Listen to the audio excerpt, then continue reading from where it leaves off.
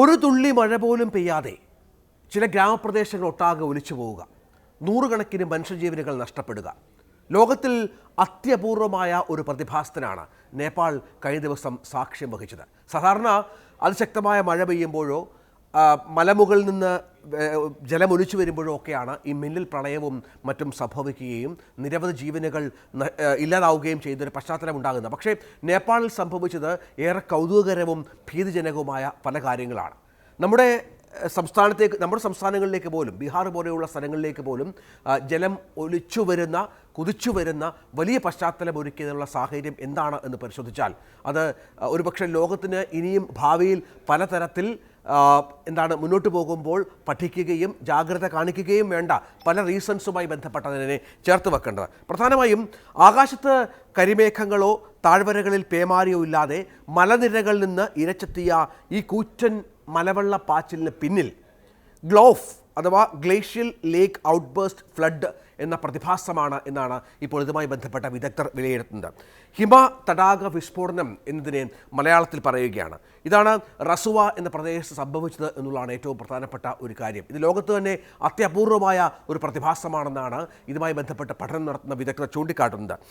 പൊട്ടേക്കോഷെ നദിയിൽ അപ്രതീക്ഷിതമായി മലവെള്ളപ്പാച്ചിൽ ഉണ്ടാകുന്നു. ഈ സമയം ഈ ജില്ലാ ആസ്ഥാനത്തോ ഈ പ്രദേശങ്ങളിലോ ഒന്നും പരിസരത്തോ മഴ പെയ്തിട്ടില്ല എന്ന പ്രാദേശിക ഭരണകൂടം ഇതുമായി ബന്ധപ്പെട്ട് വിലയിരുത്തുന്ന ഒരു പശ്ചാത്തലമൊക്കെയുണ്ട്. അതായത് ഈ ചൈനയുമായി നേപ്പാളിൻ്റെ പ്രധാന വ്യാപാര പാതയാണ് ഈ റസുവാഗുഡി അതിർത്തി കേന്ദ്രം എന്നുള്ളതാണ് നമ്മൾ മനസ്സിലാക്കേണ്ട ഒരു കാര്യം. ടിമുറെ, സ്വാബ്രുഗ് ബസി, ബേത്രാവതി തുടങ്ങിയ പ്രദേശങ്ങൾ നിമിഷങ്ങൾക്കകം ഈ പ്രദേശത്തിനടുത്തുള്ള കേന്ദ്രങ്ങളാണ്. വെള്ളത്തിനടിയിലാകുന്ന ഒരു പശ്ചാത്തലം ഉണ്ടാവുകയാണ്. നിമിഷങ്ങൾക്കകം 111 മെഗാവാട്ടിൻ്റെ റസുവഗുഡി പദ്ധതി, ചിലമി തൃശൂലി 3A ഉൾപ്പെടെയുള്ള 10ലധികം ജലവൈദ്യുത പദ്ധതികൾ, ഇതൊക്കെ നേപ്പാളിനെ സംബന്ധിച്ചിടത്തോളം വളരെ പ്രധാനപ്പെട്ട ജലവൈദ്യുത പദ്ധതികളാണ്. അവരുടെ ഊർജ്ജ വിതരണത്തിലൊക്കെ വലിയ പങ്ക് വഹിക്കുന്ന പ്രദേശങ്ങളാണ്. ഇതൊക്കെ പൂർണ്ണമായും നിർത്തിവെക്കുകയോ പ്രവർത്തനം തകരാറിലാവുകയോ ചെയ്യുന്ന ഒരു പശ്ചാത്തലം ഒരുങ്ങുകയാണ്. റസ്വയിൽ നിന്ന് ഏകദേശം 36 കിലോമീറ്റർ അകലെ സമുദ്രനിരപ്പിൽ നിന്ന് 5100 മീറ്റർ ഉയരത്തിൽ സ്ഥിതി ചെയ്യുന്ന ലെൻഡെ നദിയിലേക്ക് കൂറ്റൻ മഞ്ഞുമല ഇടിഞ്ഞു വീണതാണ് ഈ ദുരന്തത്തിന് വഴിവെച്ചത് എന്നുള്ള നിഗമനത്തിലേക്കാണ് ഇപ്പോൾ കാര്യങ്ങൾ എത്തിയിരിക്കുന്നത്. ഇതൊക്കെ സംഭവിക്കുന്നത് ഒരുപക്ഷെ ലോകത്ത് തന്നെ അത്യപൂർവമായ പ്രതിഭാസമായാണ്. പല രാജ്യങ്ങൾക്കും മുൻകരുതലെടുക്കേണ്ട സമയം കൂടി ഇതുമായി ബന്ധപ്പെട്ട് ഉയർന്നു വന്നിരിക്കുന്നു എന്നാണ് മനസ്സിലാക്കേണ്ടത്. ഹിമപാതത്തിൽ നദീതടം പൂർണ്ണമായും അടഞ്ഞു പോവുകയും തുടർന്ന് അവിടെ രൂപപ്പെട്ട കൂറ്റൻ ജലസംഭരണി പെട്ടെന്ന് തകർന്ന് താഴേക്ക് വീഴുകയുമായിരുന്നു എന്നാണ് ഇപ്പോൾ വിവരങ്ങൾ പുറത്തു വരുന്നത്. കാഠ്മണ്ഡു സർവകലാശാലയെ പരിസ്ഥിതി ഗവേഷകരടക്കം ഇതുമായി ബന്ധപ്പെട്ട ചില നിഗമനങ്ങളിൽ എത്തിച്ചേർന്നിട്ടുണ്ട് എന്നാണ് മനസ്സിലാക്കേണ്ടത്. ഇതിന് പുറമെയാണ് പ്രളയത്തിന് തൊട്ടു മുൻപ് തിബറ്റൻ മേഖലയിൽ റിക്ടർ സ്കെയിലിൽ 4.4 തീവ്രത രേഖപ്പെടുത്തിയ ഭൂചലനമുണ്ടായി എന്ന് US ജിയോളജിക്കൽ സർവേ അടക്കം രേഖപ്പെടുത്തിയ ഒരു പശ്ചാത്തലം കൂടി ഇതിനോട് ചേർത്ത് വെക്കണം. അപ്പോൾ ഈ ഹിമപാളി ഇടിഞ്ഞു വീഴുന്നു, അത് നദിയുടെ ഒഴുക്കിനെ പൂർണ്ണമായും തടസ്സപ്പെടുത്തുന്നു. ഒഴുക്കിനുള്ള അവസരം ഒരുങ്ങിയപ്പോൾ വളരെ പെട്ടെന്ന് അത്രയും കെട്ടുനിന്ന് ജലം മുഴുവൻ കുതിച്ച് താഴേക്കെത്തുന്ന പശ്ചാത്തലം ഉണ്ടാകുന്നു. അതിനൊപ്പം 4.4 എന്നുള്ള തരത്തിലുള്ള ഒരു ഭൂകമ്പം കൂടി ഉണ്ടാകുന്നതാണ്. ഇതിൻ്റെ പ്രകമ്പനം കൂടി ഈ പ്രദേശത്തെ കാര്യമായി ബാധിച്ചിരിക്കുന്നു എന്ന് വേണം മനസ്സിലാക്കാൻ. ഹിമപാതത്തിനോ ഹിമതടാകത്തിൻ്റെ തിട്ടകൾ തകർന്നതിനോ ഇതിടയാക്കുകയും മറ്റും ചെയ്തു എന്നാണ് മനസ്സിലാക്കേണ്ടത്. അതായത് എന്താണ് ഈ ഗ്ലോഫ് എന്ന ഈ പ്രതിഭാസം എന്നത് പരിശോധിച്ചാൽ അതിനുമേറെ പ്രത്യേകതകളുണ്ട് എന്നുള്ളതാണ്. കനത്ത മഴ മൂലമുണ്ടാകുന്ന പ്രളയവും ഉരുൾപൊട്ടലുമൊക്കെ നമുക്കറിയാം, നമ്മൾ പലപ്പോഴും കേട്ടിട്ടുണ്ട്, അനുഭവിച്ചിട്ടുള്ള സംസ്ഥാനം തന്നെയാണ് നമ്മൾ. എന്നാൽ ഹിമാലയ നിരകളിൽ വിനാശം വിതയ്ക്കുന്ന ഗ്ലോഫ് തികച്ചും വ്യത്യസ്തമായ ഒന്നാണ് എന്നുള്ളതാണ്. അതായത് ഉയർന്ന മലനിരകളിലെ ഹിമാനികൾ ഉരുകുമ്പോൾ ഒലിച്ചു വരുന്ന മണ്ണും പാറക്കല്ലുകളും അടിഞ്ഞുകൂടി സ്വാഭാവികമായ തടയണകൾ രൂപപ്പെടുന്നു.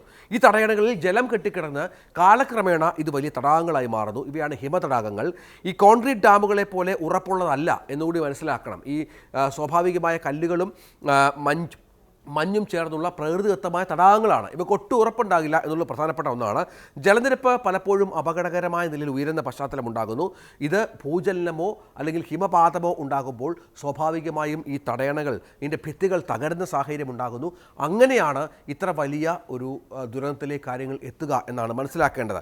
ലക്ഷക്കണക്കിന് ഘനമീറ്റർ വെള്ളവും കൂറ്റൻ പാറകളും ചെളിയും അതിവേഗതയിൽ താഴേക്ക് കുതിച്ചെത്തുന്ന ഒരു പശ്ചാത്തലം ഒരുങ്ങുകയാണ്. ഇതിനെയാണ് ഗ്ലേഷ്യൽ ലേക്ക് ഔട്ട്ബേസ്റ്റ് ഫ്ലഡ് നേരത്തെ പറഞ്ഞ കാര്യത്തിലേക്ക് എത്തിക്കുന്ന ഒരു പശ്ചാത്തലം ഒരുങ്ങുന്നത്.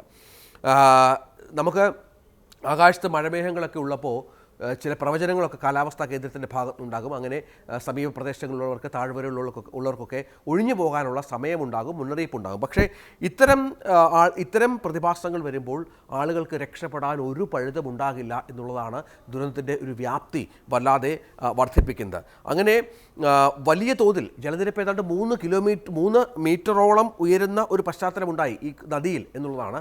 എത്രത്തോളം ഭയാനകമായ സാഹചര്യമാണ് ഒരുക്കിയത് എന്ന് മനസ്സിലാക്കണം. ഏതായാലും ഈ ദുരന്തം ഒരു കണ്ണു തുറപ്പിക്കലാണ് ഇത്തരം മേഖലകളിൽ താമസിക്കുന്നവരുമായി ബന്ധപ്പെട്ട്. ഇതിനൊക്കെ എന്ത് പ്രതിവിധി ഉണ്ടാകുമെന്നുള്ളതാണ്.